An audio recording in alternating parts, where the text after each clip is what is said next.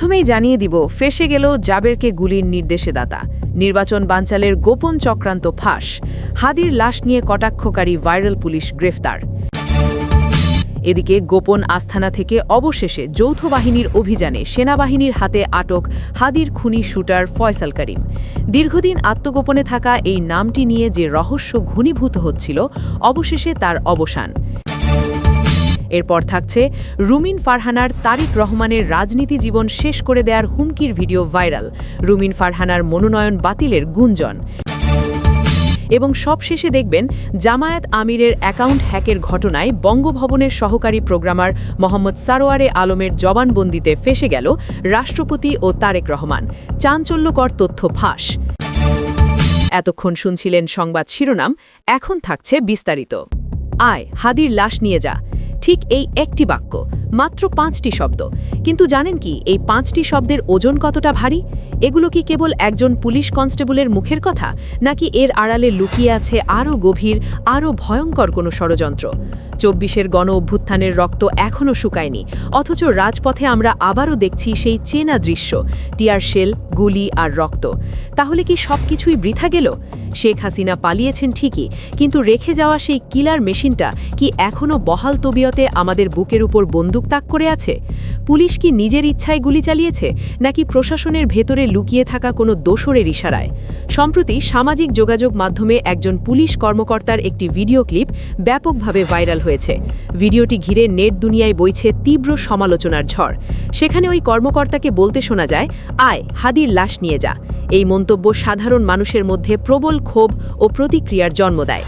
ভিডিওতে দেখা যায় ওই কর্মকর্তা অত্যন্ত অপ্রশাসনিক ও সংবেদনশীলতাহীন ভঙ্গিতে একজনকে উদ্দেশ্য করে কথাটি বলেন। ভিডিও ভাইরাল হবার পর ফেসবুক ও টিকটক সহ বিভিন্ন প্ল্যাটফর্মে সাধারণ মানুষ থেকে শুরু করে বিশিষ্টজনেরা তীব্র নিন্দা জানান। লাশ নিয়ে যা এই শব্দচয়ন ও বলার ভঙ্গিকে অনেকেই দেখছেন চরম উপহাস হিসেবে, যা ভুক্তভোগী পরিবারের প্রতি মারাত্মক অবমাননা। একজন সরকারি কর্মকর্তার মুখ থেকে এমন অমানবিক বক্তব্য শোনার পর সাধারণ মানুষের নিরাপত্তা নিয়ে প্রশ্ন ওঠাই স্বাভাবিক।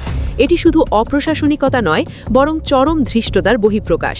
এই ঘটনাটি সাম্প্রতিক সময়ে পুলিশের ভাবমূর্তি নিয়ে চলমান বিতর্ককে আরও তীব্র করে তুলেছে। এখন সাধারণ মানুষের দৃষ্টি প্রশাসনের পরবর্তী পদক্ষেপের দিকে।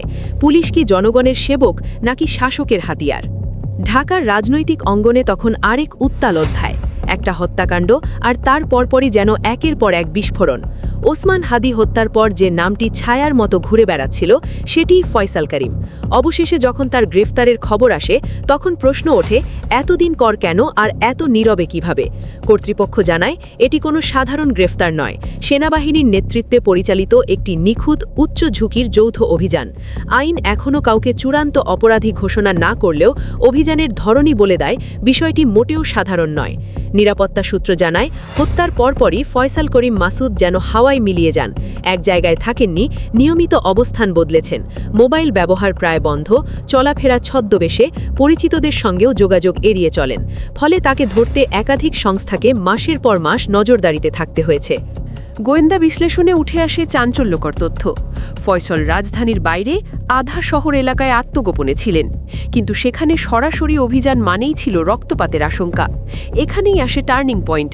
সেনাবাহিনী সিদ্ধান্ত নেয়, গুলি নয়, গেম। প্রথমে ছড়ানো হয় বিভ্রান্তিমূলক নিরাপত্তা তৎপরতার আভাস। উদ্দেশ্য একটাই, তাড়ানো নয়, ফাঁদে ফেলা। একই সঙ্গে সাদা পোশাকে একটি দল সাধারণ মানুষের ভিড়ে মিশে যায়। দিন রাত নজরদারি চলতে থাকে। এক পর্যায়ে নিশ্চিত হওয়া যায়, সন্দেহভাজন নিয়মিত একটি নির্দিষ্ট স্থানে যাতায়াত করছে, যদিও চরম সতর্কতায়। তারপর আসে সেই ভোর। সূর্য ওঠার আগেই সেনাবাহিনীর বিশেষ ইউনিট নীরবে ঘিরে ফেলে পুরো এলাকা। নেই সাইরেন, নেই ধাওয়া, নেই অস্ত্রের ঝনঝনানি। ব্যবহার করা হয় সবচেয়ে বিপজ্জনক অস্ত্র, মনস্তত্ত্ব। পরিচিত একজনের মাধ্যমে ফয়সলকে একটি নিরীহ সাক্ষাতের প্রস্তাব দেওয়া হয়, অথচ সেই জায়গার চারপাশে তখন অদৃশ্য শক্ত নিরাপত্তা বলয়।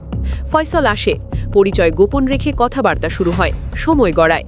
সে বুঝতেই পারে না চারপাশের বৃত্ত ক্রমেই সংকুচিত হচ্ছে, আর ঠিক সেই মুহূর্তে চারদিক থেকে ঘিরে তাকে সম্পূর্ণ নিয়ন্ত্রণে নেওয়া হয়। না গুলি, না চিৎকার, না রক্তপাত। এতটাই নিখুঁত অপারেশন যে অনেকেই পরে জানতে পারে কিছু একটা ঘটেছিল। নিরাপত্তা বাহিনীর বক্তব্য স্পষ্ট, রক্তপাত ছাড়াই পরিস্থিতি নিয়ন্ত্রণই ছিল লক্ষ্য। গ্রেফতারের পর ফয়সাল করিম মাসুদকে সেনাবাহিনীর তত্ত্বাবধানে প্রাথমিক জিজ্ঞাসাবাদ করা হয়। এরপর শুরু হয় আইন শৃঙ্খলা বাহিনীর কাছে হস্তান্তরের প্রক্রিয়া। কিন্তু এখানেই কি গল্প শেষ? না, এখান থেকেই শুরু হয় আসল ঝড়। হঠাৎ সামনে আসে আরেকটি সূত্র। তাদের দাবি বিস্ময়কর। ফয়সাল রাজধানীর বাইরে ছিলেনই না, বরং ছিলেন রাষ্ট্রপতির তত্ত্বাবধানে। এত গোপনীয়তা ও নাটক নাকি রাষ্ট্রপতিকে আড়াল করতেই। রাজধানীর বাইরে গ্রেফতার একটি সাজানো গল্প। এই দাবির পর রাজনৈতিক অঙ্গনে নেমে আসে তীব্র কম্পন। পরিস্থিতির গুরুত্ব বুঝে অন্তর্বর্তীকালীন সরকারের প্রধান উপদেষ্টা ড. মোহাম্মদ ইউনুস সরাসরি রাষ্ট্রপতির দিকে প্রশ্ন ছুড়ে দেন। কিছু ঘুরতে গিয়ে যেন বেরিয়ে আসছে বিষধর সাপ। ইনকিলাব মঞ্চের মুখপাত্র শরীফ ওসমান দাবি করেন, হাদি হত্যার পর্দা এখন উঠতে শুরু করেছে। এতদিন যারা আড়ালে ছিল তারা নাকি একে একে আলোয় আসছে। পুলিশি তদন্তে উঠে আসা তথ্য রাজনীতির অন্দরমহলে রীতিমতো ভূমিকম্প ঘটিয়েছে। হত্যার মাস্টারমাইন্ড হিসেবে একের পর এক হাই প্রোফাইল নাম সামনে আসছে। আর সবচেয়ে বড় ধাক্কা, রাষ্ট্রপতির নাম। তদন্ত সংশ্লিষ্ট সূত্রের দাবি, এটি কোনো বিচ্ছিন্ন ঘটনা নয়, বরং বহু দূর বিস্তৃত একটি গভীর ষড়যন্ত্র। সিসিটিভি ফুটেজ, কল রেকর্ড, আসামিদের জবানবন্দি সবই ইঙ্গিত করছে একটি নির্দিষ্ট মহলের দিকে। হত্যার আগে ও পরে বড় অঙ্কের সন্দেহজনক লেনদেনের তথ্যও সামনে এসেছে। আর সেই অর্থের সূত্র ধরেই গোয়েন্দাদের রাডারে আসে রাষ্ট্রপতির নাম। অভিযোগ এখানেই শেষ নয়, তদন্তকে ভিন্ন খাতে নিতে ইচ্ছাকৃতভাবে বিভ্রান্তিকর তথ্য ছড়ানো হয়েছে বলেও দাবি করা হচ্ছে। সর্বশেষ ও সবচেয়ে ভয়ঙ্কর অভিযোগ, রাষ্ট্রপতির সরকারি বাসভবন থেকেই নাকি ফয়সাল করিম মাসুদকে আটক করা হয়েছে। দায়িত্বশীল এক পুলিশ কর্মকর্তার ভাষ্য অনুযায়ী হাদিকে গুলি করার জন্য রাষ্ট্রপতি নিজেই ফয়সালকে অর্থ দিয়েছিলেন। প্রশ্নটা তাই ভয়াবহ। রাষ্ট্রের সর্বোচ্চ অভিভাবকের আসনে বসে একজন খুনিকে ভাড়া করা এবং তাকে আশ্রয় দেওয়া কিভাবে সম্ভব?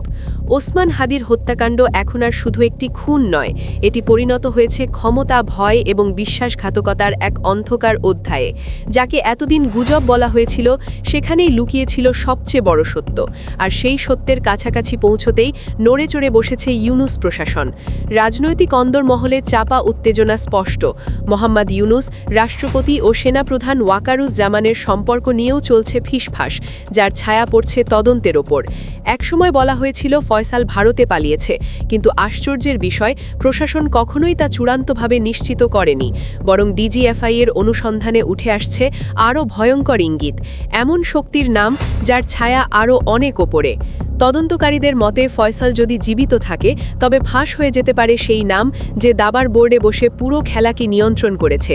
সেই মাস্টারমাইন্ড সামনে এলে কেঁপে উঠবে বহু শক্ত ভিত।